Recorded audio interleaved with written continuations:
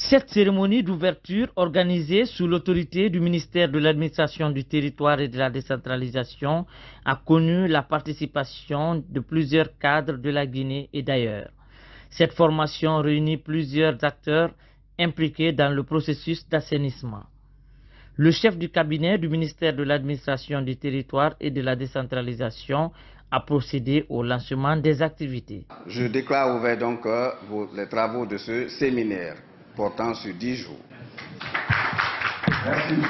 François Gono-Condé n'a pas manqué d'expliquer la nécessité d'une telle rencontre. Son importance, c'est que les acteurs clés seront outillés et ils vont acquérir de nouvelles compétences et ces nouvelles compétences vont absolument créer une nouvelle dynamique dans la gestion des ordures. Ça veut dire que nous avons sans doute constaté des failles que nous allons corriger pour que désormais nous soyons encore plus compétents, nous soyons encore plus efficaces dans la gestion des ordures. Bien, ce matin, je sors avec un sentiment de satisfaction parce que j'ai retrouvé tous les acteurs réunis autour de la table. L'assainissement, ce n'est pas seulement le MATD, mais c'est également des départements comme le ministère de l'Aménagement du Territoire et de l'Habitat, le ministère des Transports même intervient aussi.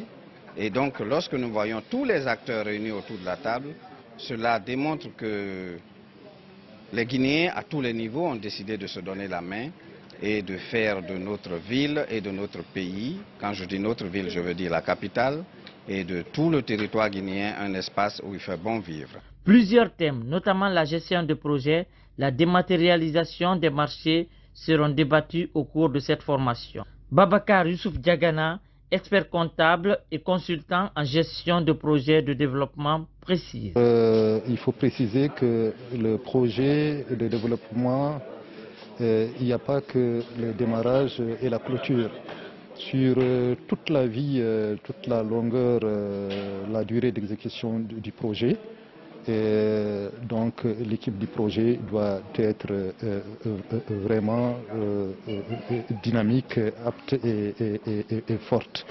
Donc le démarrage est assez important parce que vous savez, un projet est financé en général pour une durée bien déterminée, généralement qui ne dépasse pas 5 ans. 5 à 6 ans selon les types de projets et selon les bailleurs de fonds. Il se trouve que malheureusement, au démarrage, plusieurs projets accusent des retards. Et soit des retards dus à la méconnaissance des procédures.